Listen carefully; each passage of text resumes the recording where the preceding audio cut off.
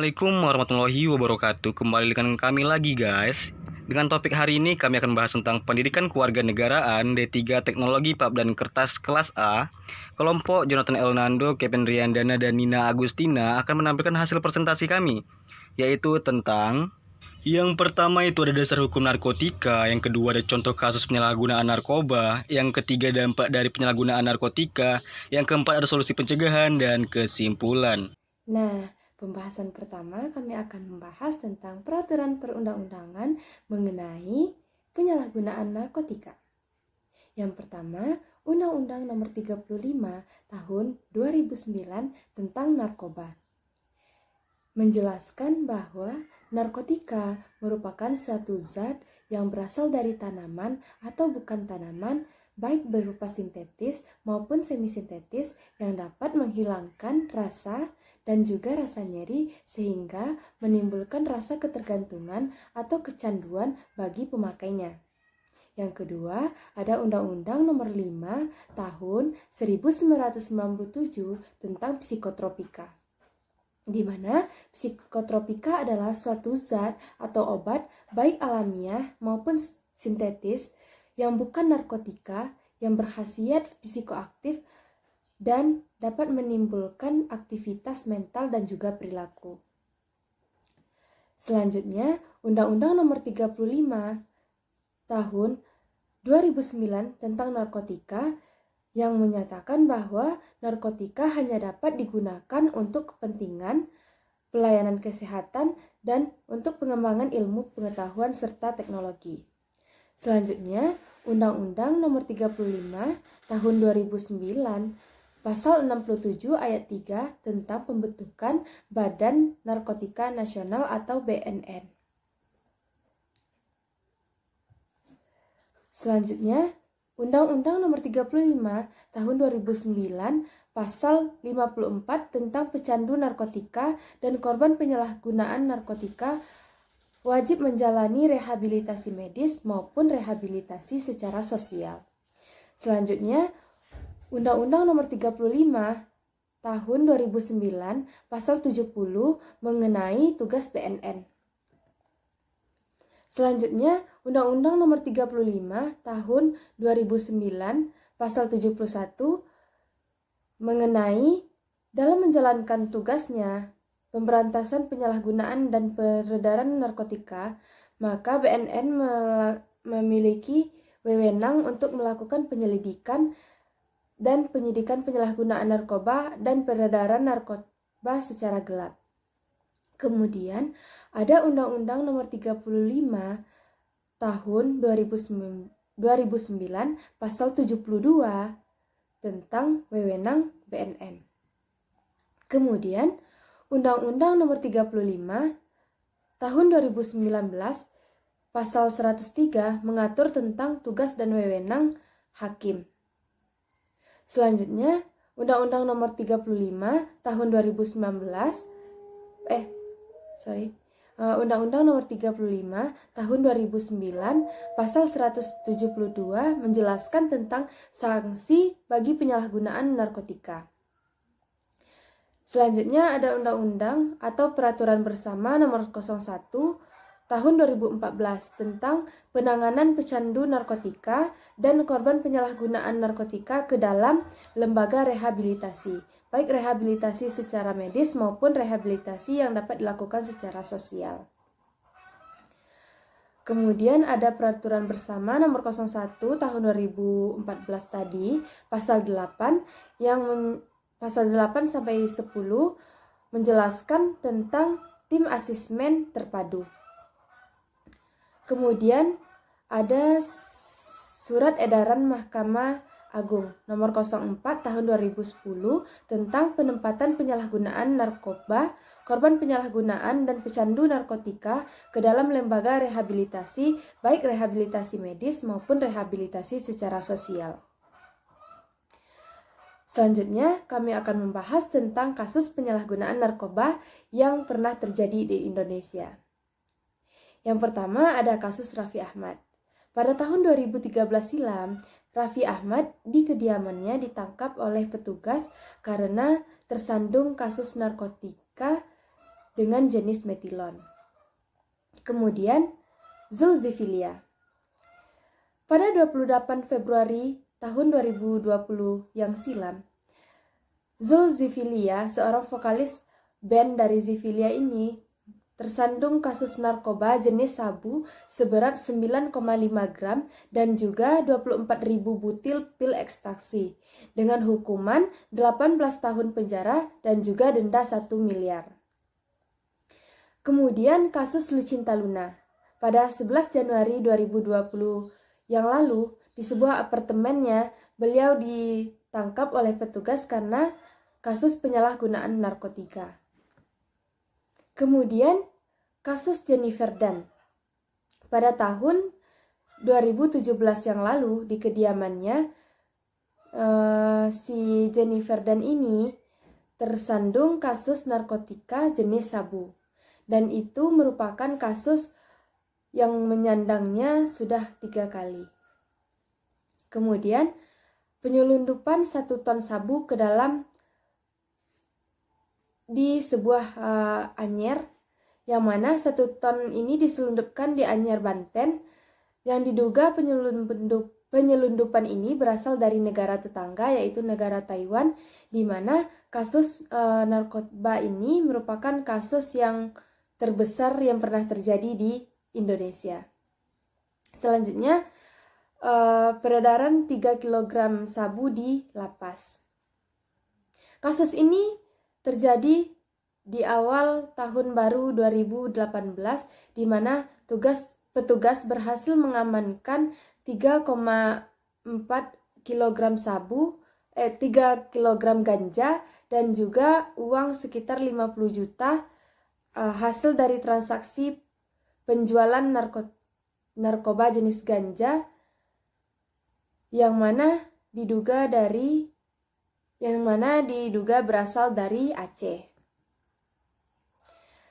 Kemudian diskotek pembuatan sabu cair, di mana di Jakarta Barat terjadi sebuah diskotek yang memproduksi sabu cair, di mana sabu tersebut dicairkan dan dimasukkan ke dalam botol mineral yang nantinya akan dijual seharga Rp400.000 per botolnya. Nah, udah pada ngerti nggak apa itu hukum narkoba di Indonesia dan contoh kasus narkoba di Indonesia? Nah, pasti udah pada ngerti ya kan? Karena udah jelas nih, teman saya udah menjelaskan, Nina Agustina, dan sekarang akan melanjutkan topik selanjutnya yang akan dijelaskan oleh Kevin Riandana. Sebelum teman saya melanjutkan topik pembahasan, nah di sini kita ada contoh video tentang satu kasus penyalahgunaan narkoba di Indonesia. Nah, pasti pada teman-teman pada penasaran ya kan? Nah, ayo kita lihat.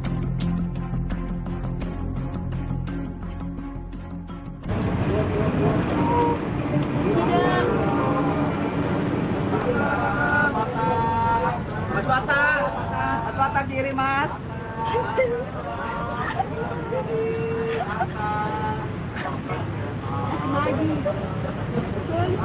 Mas Wata majuan dong Mas Wata.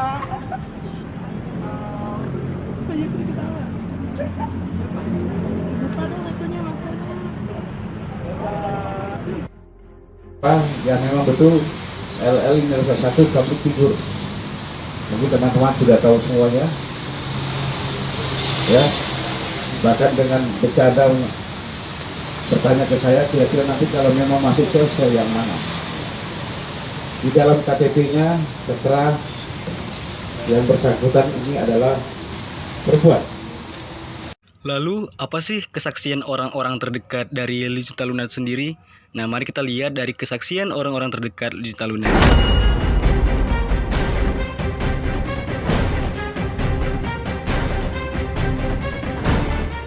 Kalau yang Kalau sama kita sih dibilang vitamin, vitamin, gitu. tapi vitamin kak, ya vitamin, vitamin dan kalau misalkan Kita selalu nanya itu vitamin apa gitu.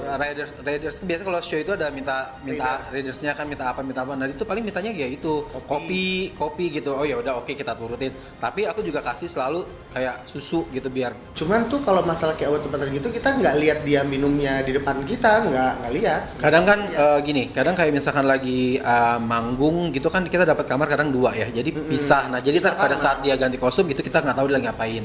Nah, jadi itu adalah salah satu video contoh tentang kasus narkoba. Nah, untuk selanjutnya akan kami serahkan kepada Kevin Rian Dana. Berikutnya yaitu dampak kasus penyalahgunaan narkotika, yang dimana kita mulai pada dampak kasus yang pertama yaitu dampak kasus Raffi Ahmad, yang dimana kasus tersebut berdampak pada 3 bidang, yaitu popularitas, ekonomi, dan kesehatan. Pada bidang popularitas, Raffi Ahmad mendapat penilaian jelek dari masyarakat. Pada bidang ekonomi, pekerjaan atau job berkurang. Sedangkan pada bidang kesehatan akan mengalami gejala-gejala penyakit yang diakibatkan karena ketergantungan pada narkotika yang digunakan. Berikutnya itu dampak kasus Zulkiflia, di mana juga berpengaruh pada 3 bidang, yaitu bidang popularitas, ekonomi, dan kesehatan. Di mana pada bidang popularitas, Zul diberhentikan dari grup band Zulkiflia yang membuat dia kehilangan ketenaran dan dinilai jelek oleh masyarakat. Pada bidang ekonomi, pekerjaan atau job berkurang, sedangkan pada bidang kesehatan akan mengalami gejala-gejala penyakit yang diakibatkan karena ketergantungan pada narkotika yang digunakan, dan juga depresi berat sehingga bisa juga mengakibatkan penggangguan jiwa. Yang ketiga itu dampak kasus Lucinta Luna, juga berpengaruh pada 3 bidang, yaitu popularitas, ekonomi, dan kesehatan. Di mana pada bidang popularitas menurun dikarenakan kasus narkotika tersebut yang membuat pendukungnya berkurang, yang tepatnya itu pendukung Lucinta Luna. Pada bidang ekonomi, pekerjaan atau job berkurang dan juga kehabisan uang karena mengurus persidangan yang memakan uang banyak tentunya. Yang berikutnya yang pada bidang kesehatan, yaitu pada bidang kesehatan ini akan mengakibatkan stres berat pada Lucinta Luna dengan ketergantungan narkotika akan merusak mental si penggunanya. Berikutnya itu dampak kasus Jennifer Dunn, di mana berdampak pada 2 bidang, yaitu ekonomi dan kesehatan. Pada bidang ekonomi, pekerjaan atau job berkurang dan juga kehabisan uang karena mengurus persidangan. Sedangkan pada bidang kesehatan dibagi menjadi 3 poin, yaitu poin pertama depresi dan mental terganggu akibat hujatan. Poin kedua, merasa malu hingga mengakibatkan dia merasa bersalah yang membuat kesehatan berkurang dari hari ke hari. Poin ketiga yaitu efek samping dari narkotika yang digunakan yang dapat merusak kerja saraf otak. Berikutnya itu dampak kasus sabu 1 kg di lapas, di mana berdampak pada 4 bidang. Bidang pertama itu bidang lingkungan, di mana terbagi menjadi 2 poin. Poin pertama, mengakibatkan lingkungan di kalangan remaja sampai dewasa pada wilayah pengedaran atau di lapas memburuk, bahkan bisa mengarah pada pergaulan bebas. Poin kedua, lingkungan menjadi rawan terhadap kekerasan dan perampokan dikarenakan mungkin untuk mengumpulkan uang untuk membeli sabu. Yang kedua itu bidang ekonomi, di mana pada bidang ekonomi dibagi menjadi 2 poin juga, yaitu poin pertama, pengedar mengalami kerugian hingga puluhan juta. Kerugian tersebut diakibatkan oleh di mana tertangkapnya sabu 1 kg tersebut. Poin kedua yaitu pengedar tidak dapat lagi mengedarkan sabunya di wilayah tersebut. Bahkan dapat dipastikan pengedar berhenti mengedarkan sabu dikarenakan pelaku dan pengedar sudah ditangkap kepolisian sekitar. Yang ketiga, bidang pendidikan, di mana pada bidang pendidikan mengakibatkan pendidikan anak-anak atau remaja yang menggunakan sabu dari pengedar akan terganggu, bahkan dapat berhenti dari sekolah ataupun kuliahnya. Pada bidang keempat yaitu bidang kesehatan, dari pengguna sabu oleh remaja-remaja tersebut dapat mengakibatkan kesehatan mental dan fisik anak muda di sekitaran lapas akan memburuk.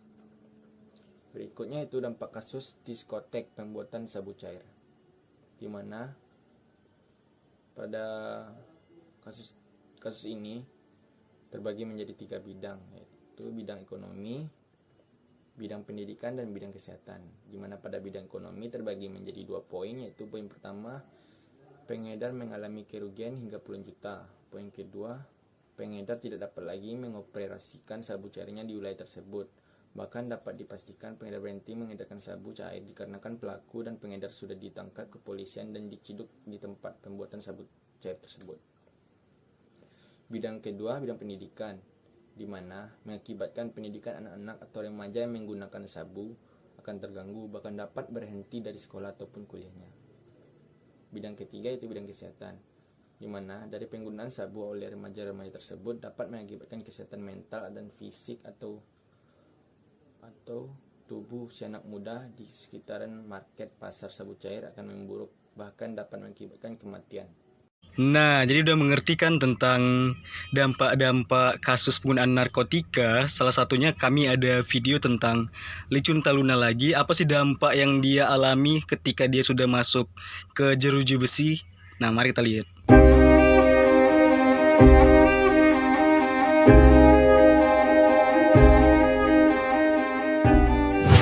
Saya adalah tulang punggung. Saya juga harus menafkahi keluarga saya, adik-adik saya, keponakan saya. Tapi saya harus bagaimana?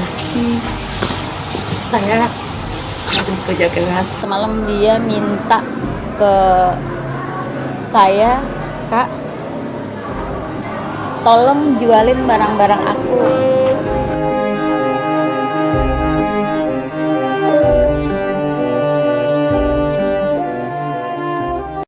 Jadi, terbuktikan apa dampak-dampak penyalahgunaan narkotika di kehidupan kita. Salah satunya di kehidupan pribadi dan keluarga pastinya. Solusi pencegahan dan penyalahgunaan narkoba.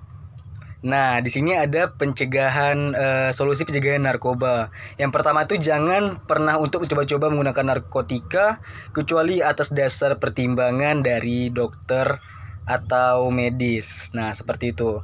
Yang kedua, untuk mengetahui akan berbagai macam dampak buruk narkoba. Jadi kita harus mengetahui apa sih dampak buruk penggunaan narkoba ini, apa sih akan terjadi seperti apa, seperti yang kita bahas di video sebelumnya. Jadi seperti itu. Nah, untuk selanjutnya memilih pergaulan yang baik bagi kita maupun orang lain.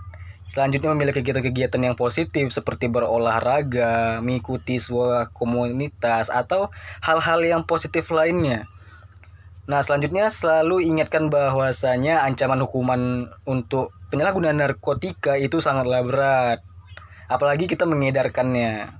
Selanjutnya gunakan waktu dan tempat yang aman, jangan keluyuran malam-malam atau bersantai dengan keluarga, karaoke, dan lain-lain. Aktivitas aktivitas yang positif seperti itu.